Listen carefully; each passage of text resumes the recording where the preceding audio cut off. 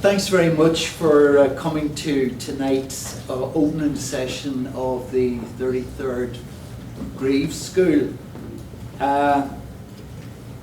Just a couple of announcements beforehand.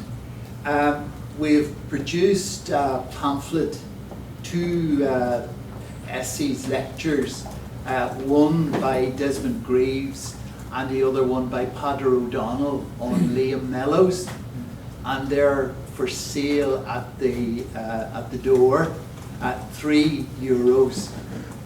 They're excellent essays and well worth buying.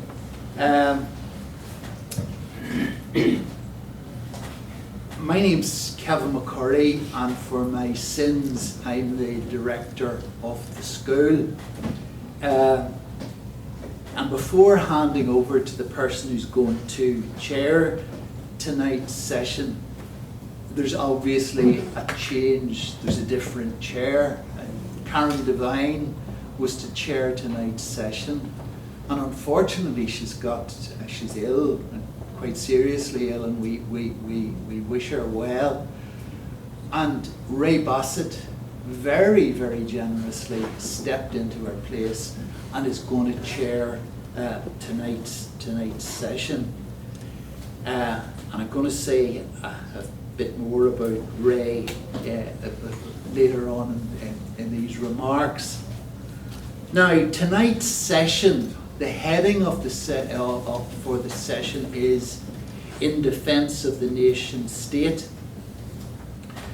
And some time ago, Thomas Fazi wrote with Bill Mitchell a quite seminal book called "Reclaiming the State," in which both Thomas and Bill presented a very compelling argument as to why reclaiming the state and democratic sovereignty today is absolutely necessary. They proclaimed that the struggle for national sovereignty is back on the agenda.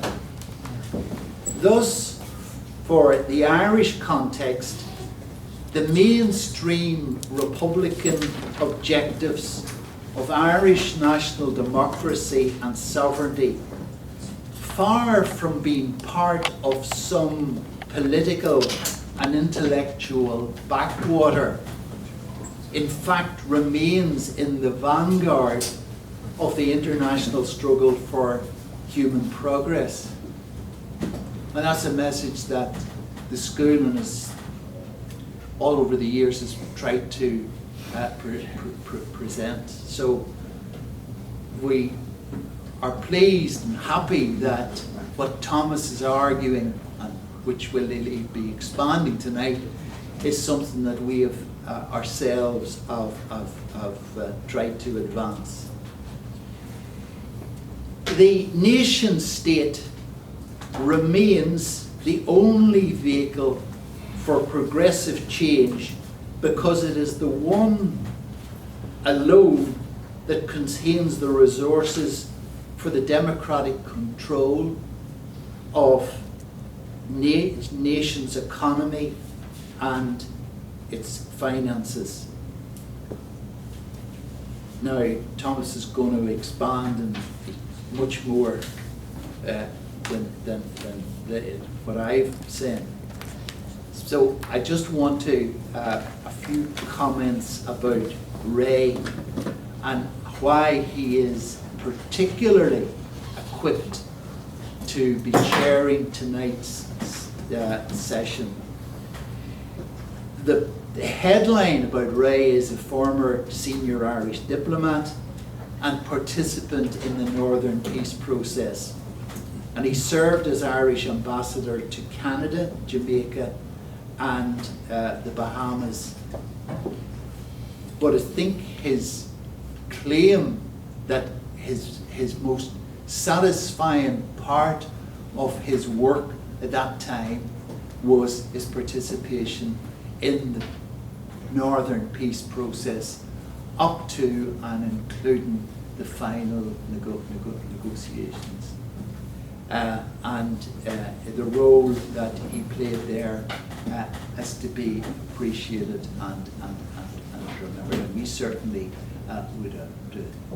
So without further ado, I'll hand you over to Ray to chair tonight's session. Thank you. Yes. Firstly, I'm obviously not Karen Devine, and before I go on to that, I just want to say to wish Karen a speedy recovery. I have a great deal of respect for Karen Devine. She's been an outstanding advocate of Irish neutrality, at the defence of Irish neutrality, and she's done superb academic work, particularly about how our maritime resources have been plundered, and our government have done virtually nothing to save it or to get us a reasonable share. Her work is terrific. Now, she is also somebody who stands by her convictions, and if people who are familiar with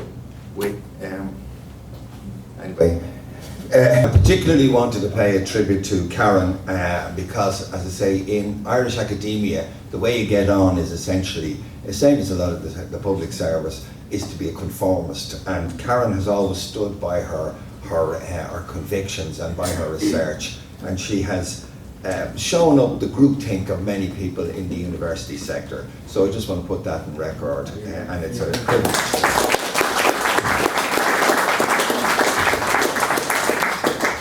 However, my main function here tonight is a very straightforward one, and that's namely to introduce our distinguished guest, Thomas Fazi.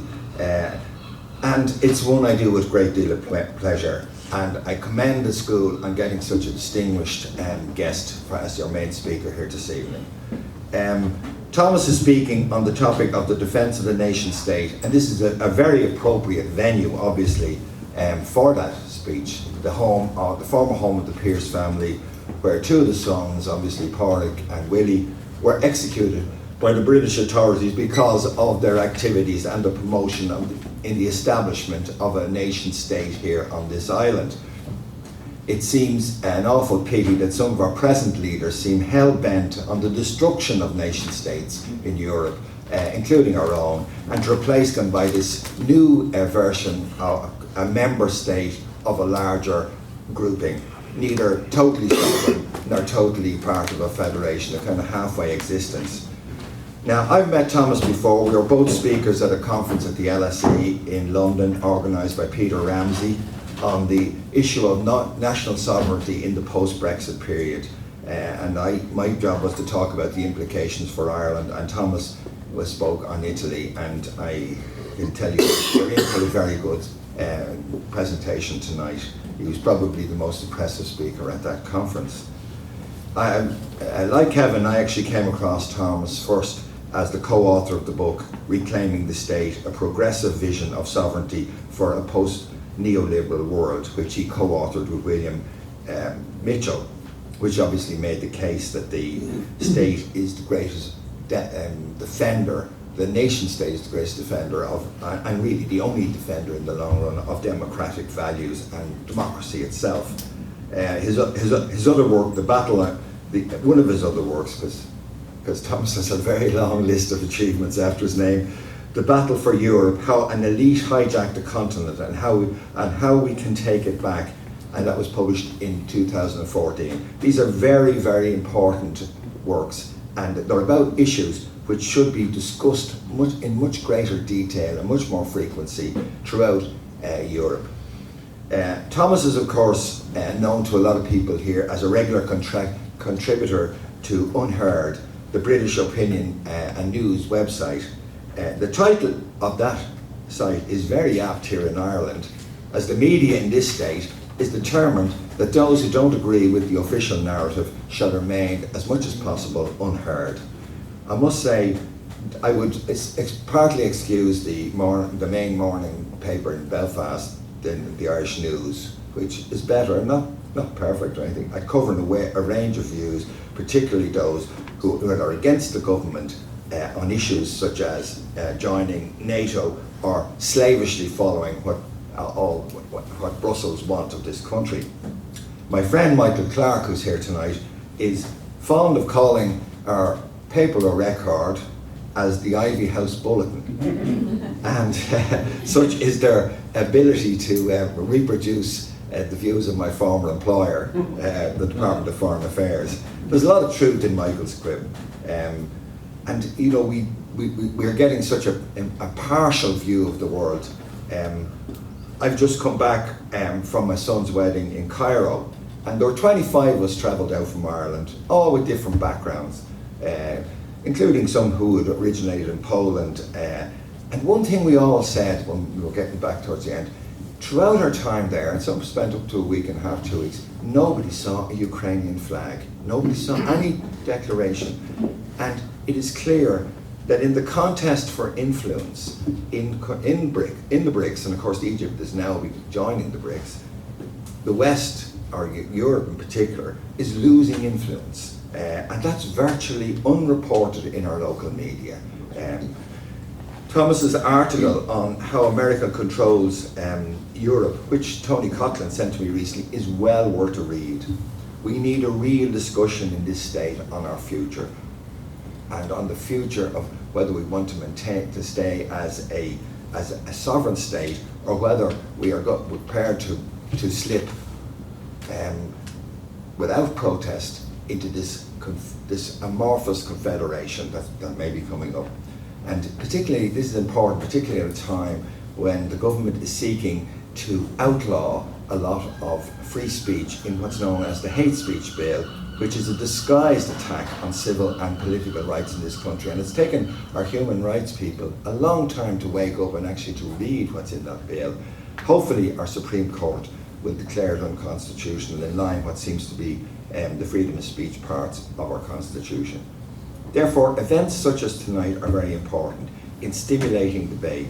And again, I want to congratulate Kevin and the committee for attracting such a well-known international figure as Thomas. Now, Thomas is Italian, and as I was saying to him earlier, I now have in-laws through my son in Italy, and I'd be very interested if you, at some stage, you touch on Italian politics and development in Italy, which are of very great interest, but that's a purely personal. How much time do you have? Now, my job here is like a referee in a GA match, which is to throw the ball and get out of the way. To say there are no co-stars here, only supporting acts, and Thomas is the star. So there will be ample time at the end for discussion and questions. So it is with undisguised pleasure that I call on Thomas to take the floor as Dean. Well, thank you, Ray, for a flattering introduction. And thank you, Kevin. I think you might have created excessive expectations. And obviously thanks to the Desmond Greaves Summer School for inviting me. It's a real pleasure to be here. I've already met some amazing people. So it's I haven't even started, and it's already been an amazing event for me. So really, thanks a lot. I'm honoured to be here today. So I'm going to be talking from here, if you don't mind, because I've got a few notes down on my computer. So, yeah, the nation state. So I assume if you're here today at the Desmond Greaves Summer School, which is named after one of the left thinkers that more than any other emphasized the importance of national sovereignty and the nation state from a left and a socialist perspective, then you probably, I imagine, already know why national sovereignty is important, why the anti-sovereign and anti-national project that is the European Union is a big problem. Especially from a democratic perspective in general, but especially from a left and socialist perspective. So I won't waste too much time kind of restating the case or the left case for national sovereignty in kind of general terms. Rather, I'd like to reflect on what the events of the past years, in the kind of past 15 years in general, but especially the pandemic and then the war in Ukraine, what they tell us about the concrete effects that this loss of sovereignty as a result, first and foremost, of the process of European integration, have had in the countries and nations of Europe. So first I'll just kind of go over the basics of the left case for national sovereignty that we lay out in our book. So in very basic terms, you can't have democracy, you can't have popular sovereignty in the true sense of the word if you don't have national sovereignty. And I think it's quite easy to see why.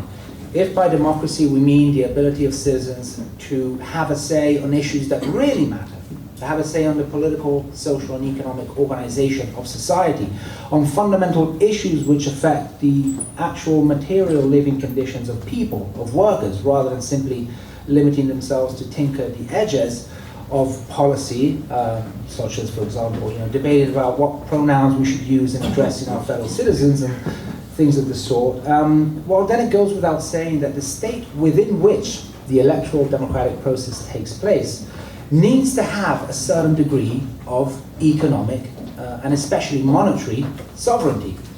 That is to say that it needs to have those basic tools that are necessary to steer the economy in one direction or another.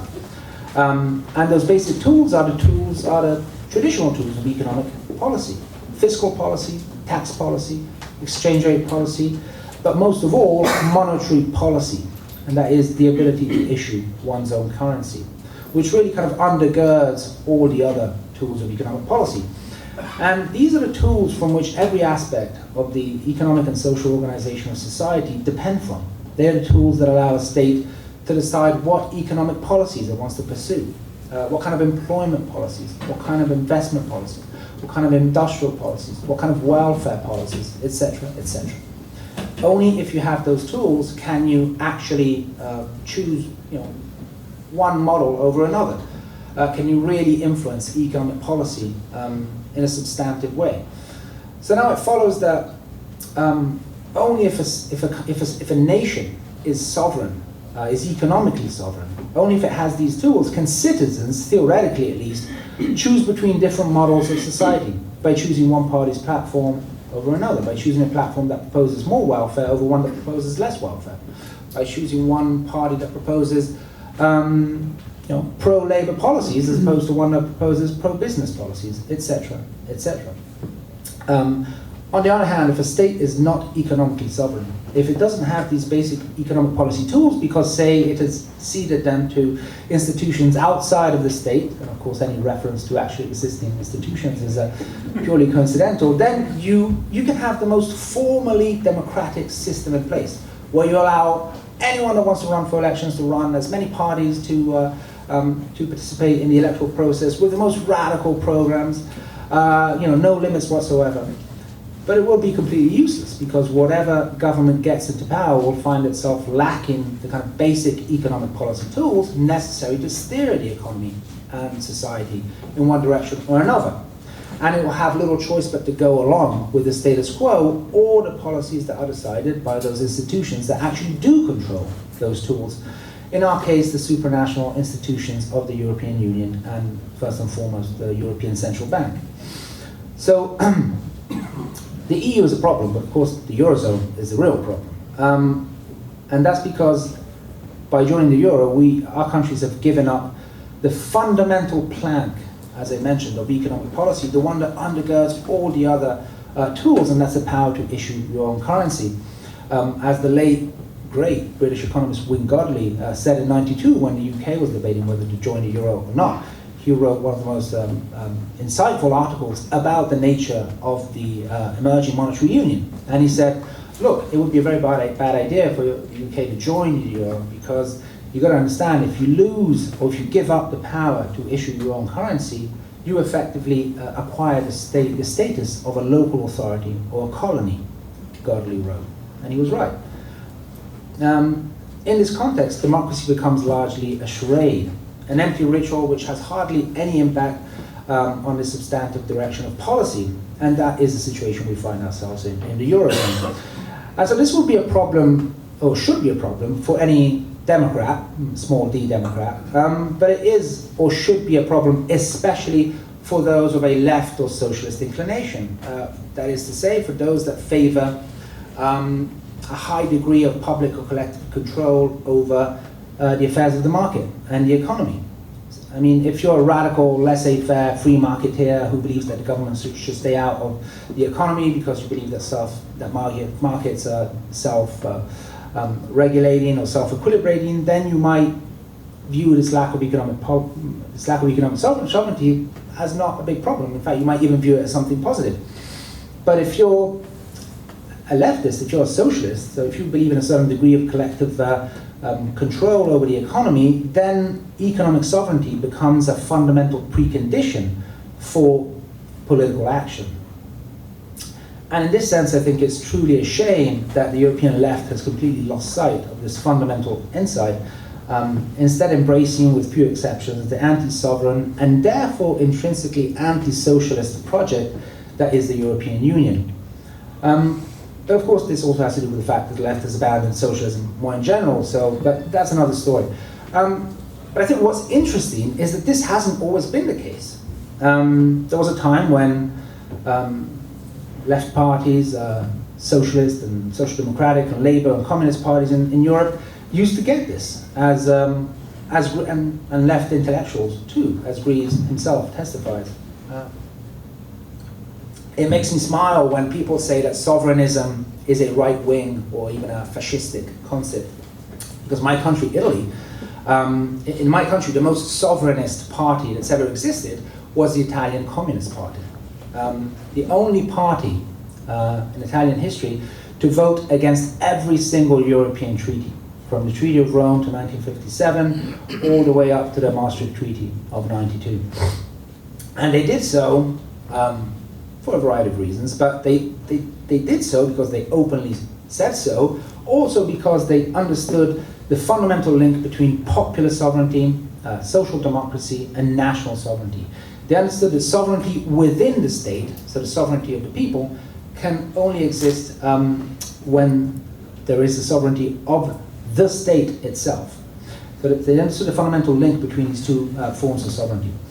And the same can be said of most socialist or social democratic parties in Europe at the time, including the Labour Party, which, as we know, was opposed to European integration up until the late 80s, at least. And of course, that's when it all started going to shit. We know that story. But it's true that for most of the post-war period, this was the position of the overwhelming majority of left parties in Europe, France, Germany, and elsewhere. And they were right, in the sense that the massive expansion of social and economic rights in the West in the post-war period was the result, of course, of a number of factors, including the existence of a living alternative to capitalism in the form of the Soviet Union. But a crucial factor was the growing power of the masses, of the working classes, which were able to exert a growing influence over policy, over the policy-making process, precisely because the states, Western states, enjoyed a high degree of relative, not absolute, but relative economic sovereignty. And this is what eventually led to the materialization in the 1970s of the nightmare, at least from their perspective, that the original neoliberal thinkers, people like Hijacked, von Mises, Robbins, and others, had foresaw in the 1920s and 30s. What these original neoliberal thinkers were preoccupied by wasn't state intervention per se. Neoliberals aren't free marketeers. They don't believe in self-regulating markets, as some people believe. In fact, they understood very clearly the need for a strong state, even an authoritarian state, if necessary, in order to enforce market mechanisms and the interests of capital. What they really feared was mass democracy. So the entrance of the masses, the entrance of the working classes into the political arena as a result of the extension of universal suffrage. And at the time, this was quite a recent phenomenon, and in fact, it still is in some respects. They rightly feared that a time would come when workers, being obviously the overwhelming majority in societies, would become powerful and organized enough to democratically opt out of capitalism. This was their greatest fear. And so they started, thinking about what they could do about it, and they started devising solutions to avoid this outcome. They understood that, of course, mass democracy and universal suffrage was there to stay, and so they couldn't frontally attack it, even though they were happy to support several authoritarian governments from time to time. But they came to the conclusion that the best idea would be not to frontally attack the system, not to frontally attack democracy, but to work around it. And the idea they came up with was globalism. And globalism isn't some right-wing dog-whistling term, as some people think. I mean, that's a term that they themselves used. is the title of the best book on the theory of these original neoliberal thinkers, which is called The Globalists. So it's a legitimate term for describing the ideology of these early neoliberals.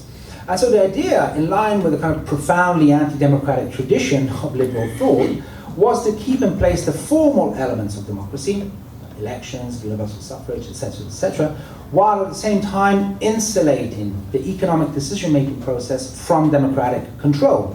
How do you do this? There are a number of ways of doing this. They thought the best way of doing that is if we find ways of constitutionalizing or locking in a specific economic model and specific economic rules at the international, or even better, at the supranational level, through the creation, for example, of legally anchored economic frameworks that would prove impervious to democratic challenge, thus shifting slowly, even kind of invisibly, in a way that people wouldn't immediately notice, shift sovereignty away from the nation state, from the national level to the international and supranational level.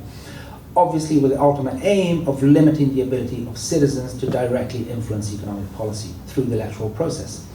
So the idea was, we'll take all the levers away, slowly, not all at once, but slowly we'll start taking the levers out of the control room so that whoever gets into that room will find themselves in an increasingly barren room. And they'll realize they can't really do much. As Quinn Slobodian, who's the author of the book I mentioned, The Globalists, writes, the neoliberal project was focused on designing institutions not to liberate markets, but to encase them, to inoculate capitalism against the threat of democracy. So this is what neoliberalism as a political project, of course neoliberalism is also an economic project, but this is what neoliberalism as a political project fundamentally is about. And so an application of this, for example, in the interwar period, was a return of the gold standard, which was one way in which you kind of lock in economic policies so that the margins of maneuver at the economic level for states is limited. Of course, following the Second World War, these ideas kind of fell into discredit, although they did play a role kind of in the creation of the so-called post-war international liberal order. But in general, after the war, mass democracy and the integration of organized labor into Western political systems became the norm. And so the neoliberals kind of went into hibernation for a while in their various academic departments at LSE in London or at the University of Chicago and elsewhere. But the ideas didn't go away. In fact, they were revived and rediscovered by Western elites as a response to the crisis of the 1970s. A crisis that was at once economic, obviously, but it was also, and especially from their standpoint, political, precisely because, as I said, the masses and the working classes had become so politicized that they saw a real risk of capitalism being democratically transcended at some point. And so just like the neoliberals of the 20s and 30s, the real problem from their perspective wasn't, for example, the Keynesian economic model per se, it was democracy, mass democracy. And they were quite open about it. There's a famous report of 1973, I think, The Crisis of Democracy. And it was a report put out by the Trilateral Commission, which was one of the many neoliberal think tanks that emerged in those years. And they explicitly framed the so-called crisis of democracy in terms of there being too much democracy, to which elites needed to respond by promoting, and I quote, a greater degree of moderation in democracy and a greater disengagement or non-involvement of civil society from the operations of the political system, to be achieved also through the diffusion of apathy. So quite a straightforward program, they didn't mince their words. And the idea was to promote de-democratization through depoliticization and de-sovereignization. And so in the removal or the insulation of macroeconomic policy from democratic control. And the globalist ideas of the 20s and 30s proved very, very useful in this regard. So in fact, what we see in the 1970s is precisely the emergence of this international and then supranational architecture, as a result of which sovereignty starts to be shifted slowly from the national level to the international and supranational level, a level that is undemocratic by definition. And of course, the most extreme manifestation of this was the European integration process, and especially the creation of the monetary union, which was a very long process. It's a process that begins with the creation of the European monetary system in 1979, and of course culminates with the introduction of the euro in the early 2000s. And so it's important to acknowledge that the euro, the denationalization of money, of the currency, the most defining aspect, as Godley often said, the most defining aspect of a country's independence and sovereignty. This is the most radical and extreme neoliberal experiment that has ever been attempted, which is what makes the contemporary left's support for it really baffling on so many levels. It's also important to understand that this process of de-sovereignization and de-democratization wasn't imposed from above on national politicians by some evil European democracy that a bureaucracy that usurped national powers. This was a process, it was a policy that was pursued by national politicians themselves, who sought to tie their hands, so to speak, as a way of escaping the pressures coming from below, from their own citizens, from their own electorates, from the people. In other words, by creating the external constraint of the European Union, of the euro, they were able to pursue policies which they themselves wanted to pursue, while at the same time scapegoating the European Union, de-responsibilizing themselves. And so it's the argument that we've heard very often. I mean, we hear it all the time in the Italian context, but I assume it's the same elsewhere as well. Sorry, it's out of our hands. This is what Europe demands. It's not. We don't really want to do it, but we have to because it's regulation 125. And so by appearing weaker, because of course it seems obvious that why would national leaders willingly give up power? That's because in fact by appearing weaker, in fact. And by actually giving up certain powers, these national elites actually became stronger. They were more able to justify anti-labor, anti-socialist policies by using the scapegoat of the European Union. And so it worked also in the interest of national elites at first, at least. Of course, the problem is that in doing so, they also tied the hands of any future government that might have one day decided to challenge the European Union, as would then become amply clear through the euro crisis.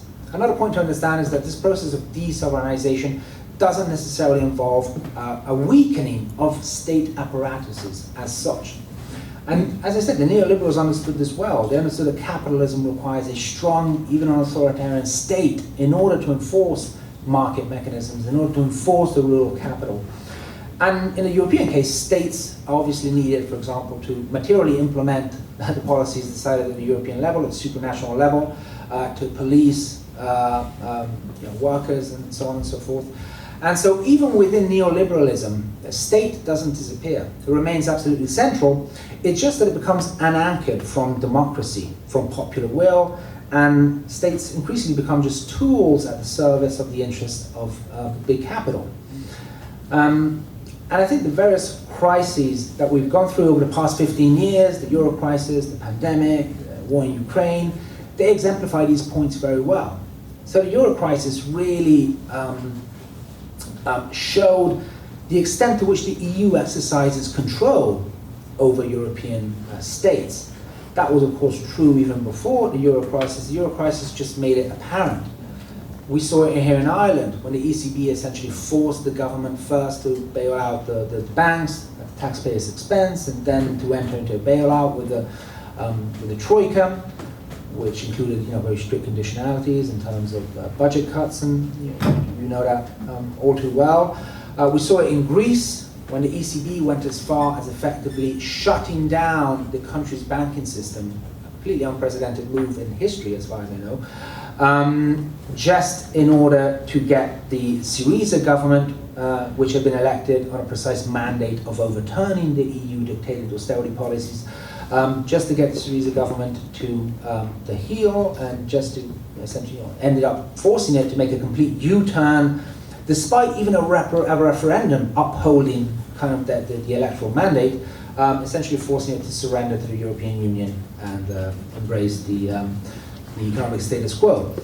We saw it in Italy, where the Berlusconi government, which wasn't a government I was particularly fond of, but nonetheless was effectively removed in what can only be described as a monetary coup, whereby the ECB, in synergy, because they've even admitted it now, with Germany, so with Merkel, and with France, with Sarkozy, deliberately raised interest rates in order to, or allowed interest rates to rise by stopping purchases of Italian bonds, in order to cause a financial crisis in the country, to force Berlusconi to resign and to have him replaced with the arch technocrat Mario Monti, former European Commissioner. And this has recently been admitted even by Sarkozy in his recently published memoir. So what we're talking about, I mean, it's really important to let it sink in. What we're talking about is a supranational central bank using its currency issuing powers to remove a democratically elected government by engineering a financial coup, as it did in Greece, or in this case by engineering a monetary coup. I think it's hard to imagine a more disturbing scenario, but these are things that happened, not too long ago. And again, one is reminded of Godley's warning: if you give up the power to issue your own currency, you effectively become a colony. And I think the euro crisis made that very clear. More recently, we had the case of the populist government that was created in Italy in 2018, following the election of the League and the Five Star Movement. They created a government coalition. They had won basically on two proposals. The League had its flagship proposal was a tax cut, and the flagship proposal of the Five Star Movement was an income support scheme, which Italy has always lacked. And so to this end, the government announced a tiny increase in the budget deficit, an increase of 0.2%, not a 2% increase of the deficit, a 0.2% increase in the deficit. We're talking about decimal changes in deficits which aren't even usually calculated because you can't even calculate them so precisely. And yet, this tiny change was immediately met with the Commission's disapproval, which demanded for the deficit to be cut. And so this resulted in a 6-month negotiation with the European Commission, which eventually resulted in the government caving in and ultimately collapsing shortly after, also as a result of this. And so I think this really shows just how limited the margins of maneuver for elected governments are within the straitjacket of the euro. And why I think there's no way such a system can be reasonably considered democratic. It's not only not substantively democratic, it's even less and less formally democratic. Then, of course, we had the pandemic. I think the pandemic was a different lesson. The pandemic was a lesson, it was a confirmation of the fact that the state doesn't go away under neoliberalism. It simply changes its nature. It transforms. And so after years of hearing of the waning power of the states, states have no more power, completely useless. This is why we have to give more power to institutions like the European Union, so on and so forth. This has been a narrative for the past decades. In fact, we saw that states can be very, very powerful. They can engage in, they engage in unprecedented measures of social control, social coercion, even command and control policies, almost like Soviet-like, command and control policies in order to develop and then roll out vaccines in record time. And so, regardless of what one thinks of the pandemic management, I've also written quite a critical book of the whole management called The COVID Consensus, if anyone is interested. But this is not what I'm here to talk about. Regardless of what one thinks of the whole affair, it really does signal that under neoliberalism, states remain very powerful. And in fact, they become even more authoritarian in some respects because they become immune to democratic pressure. And so, as a result of this decades-long kind of expulsion of the masses out of the democratic, of the political process. But that space doesn't remain empty. As with every void, it's filled in, and what we see is that this void is occupied by other forces, private actors, corporate actors. If we look at the actors that drove the pandemic response, we clearly see that ordinary citizens didn't have much of a say, but we know that international and supranational institutions like the European Union and the WHO had a very big say. Private foundations like the Gates Foundation had a very big say. The corporate media, the capitalist elites, big tech, big pharma, they all played a role in forging the response. And I think this exemplifies the changing nature of the state under neoliberalism. So you can de-sovereignize the state, but that doesn't mean, that means de-democratizing it, but it doesn't mean necessarily making it weaker. And then now we still have the war in Ukraine, which I think has underscored yet another dramatic element of this process of de-sovereignization, and that's the way in which it has led Europe to assuming an even more subordinate role vis-a-vis the US, vis-a-vis America, in the Western hierarchy than it had before, than it's ever had, I would say. Regardless of what one thinks of the war, there's no denying that the way it's been, the response, not so much the war itself, the response of the West has led Europe to become vassalized to the US to a greater degree than ever before in history, blindly following America's strategy vis-a-vis Russia and Ukraine, despite the growing costs in social and economic terms for Europe, with entire sectors now experiencing a dramatic process of deindustrialization, including the former economic powerhouse of Europe, Germany, where there is explicit talk of deindustrialization for a country that has founded its very national identity on its manufacturing power. So this is how traumatic this has been. And so why have European countries ended up adopting this vassal-like attitude, apparently almost suicidal? I think there are a number of reasons. Once again, we have to emphasize, I think, the role of the European Union, which it's become clear that far from representing a counterweight to American power, it has proven to be little more than an appendage of American power. An institution that is structurally wedded to the Atlanticist ideology, which has long-standing institutional linkages to the US. In fact, we've seen the European Commissioner Ursula von der Leyen go out of her way to align the EU's policies with America's hawkish geopolitical strategy with regards not just to Ukraine, but also China and other issues. No wonder von der Leyen has been dubbed by the magazine Politico Europe's American president. And really, she's earned that title. She's worked tirelessly to align the EU to America over the years. And so I think we need to understand that the EU and NATO are part and parcel of the same system, through which the US exercises control over the periphery of its empire, over its vassals. And I think this becomes even more apparent if we consider that von der Leyen has already been chosen to take over as the next NATO chief. So we can see the complete symbiosis between the EU and NATO. We might as well speak of a single EU-NATO system. That's effectively what it is. And I think that what in a joint declaration the EU and NATO called the mutually reinforcing roles of these two organizations, I think becomes apparent, especially in the case of the Eurozone countries, in the sense that, as we've seen, the European Central Bank has no qualms about using its power to essentially engage in financial and monetary blackmail in order to force governments to adhere to its economic agenda.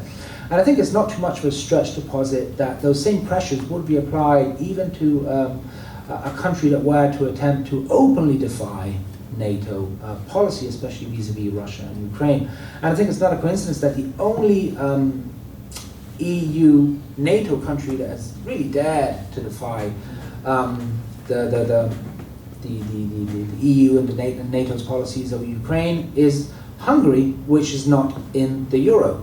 Now, one can think what one wants of the Hungarian government, but the point here is that they're able to do that. They're able to defy, to the extent that they do, the EU policies and now even NATO policies, because the EU has relatively little leverage over a country that has its own currency. So it's important, there's a huge distinction between simply being in the European Union but maintaining your own currency and being in the Eurozone.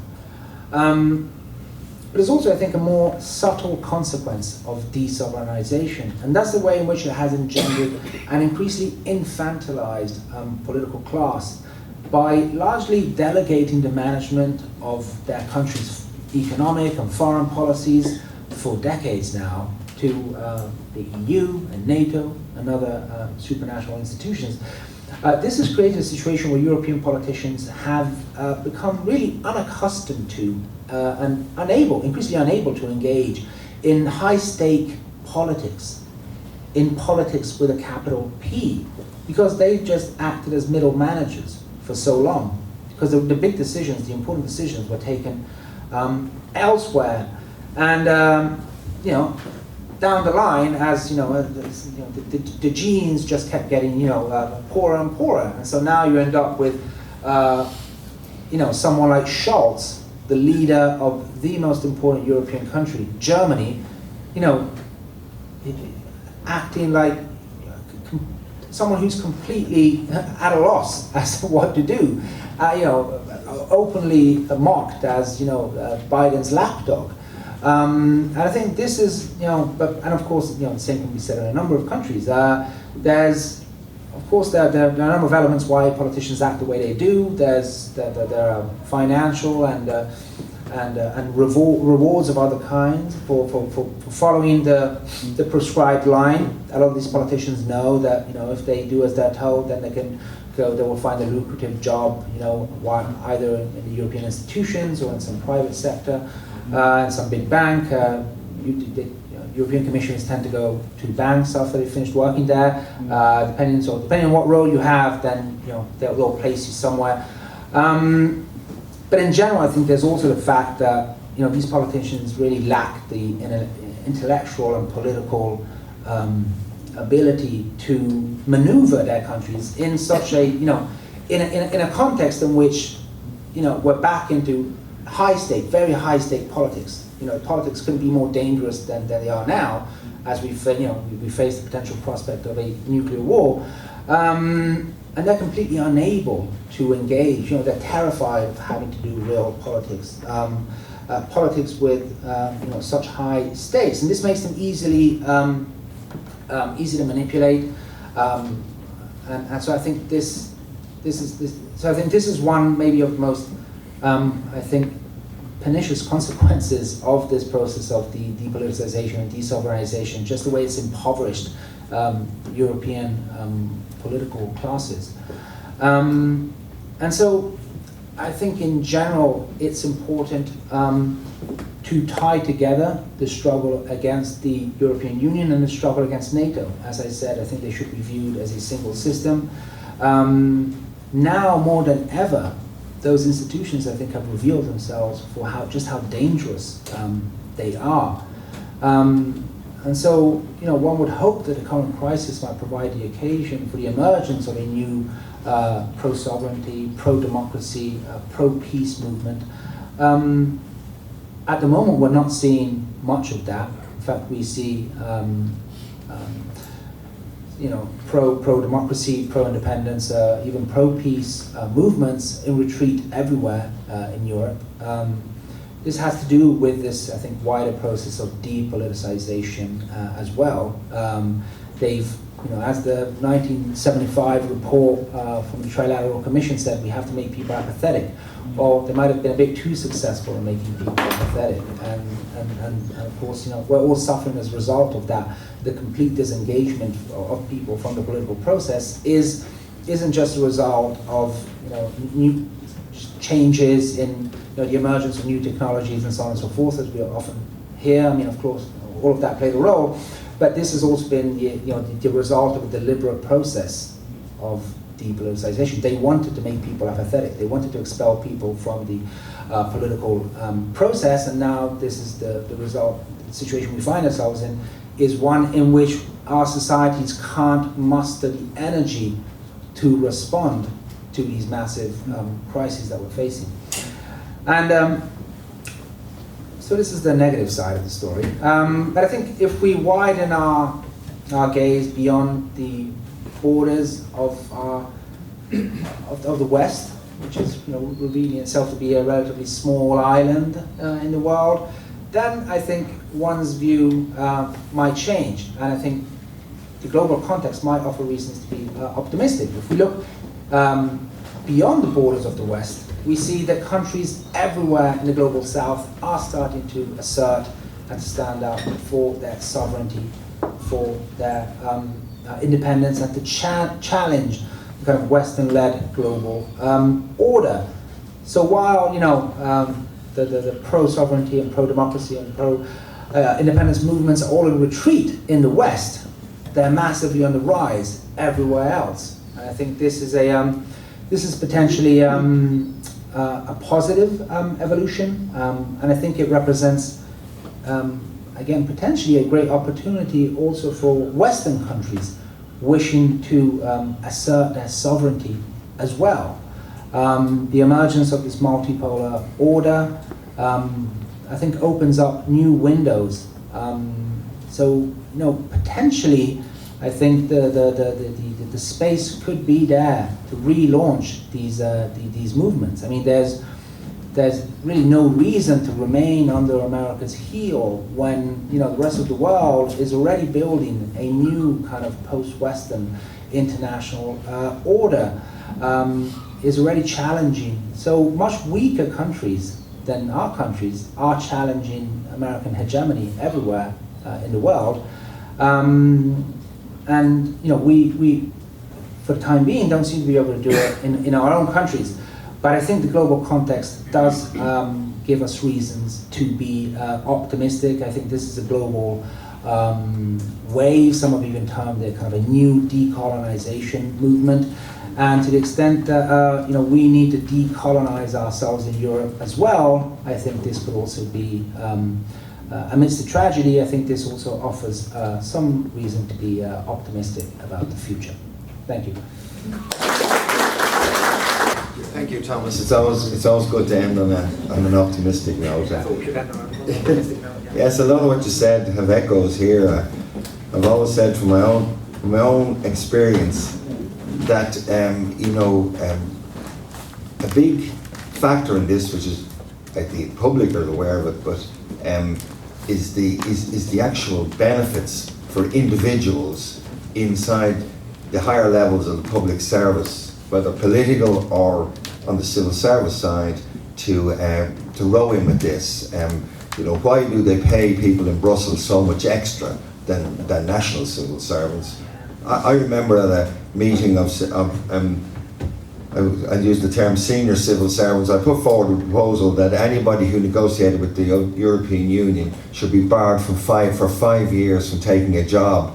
And I literally thought some people were going to have a stroke. Any job. And they said, but who could do it as good as us? We've got to do it. The other thing I think is very important, and I won't rabble on because the audience here is, the role of the media. It's very difficult for parties here in this country to project any degree of skepticism about Europe without the media coming down on them like a ton of bricks. And there are reasons why billionaires buy newspapers. It's not for the profit margin of it. It's very, very difficult to get over any alternative view in this country without being cast as a nut or a conspiracy freak or something like that. And I think the fact that the media has become, and you mentioned Politico, and Politico is very, very propagandist, and yet is put up in Europe as an authentic and genuine journalistic organisation.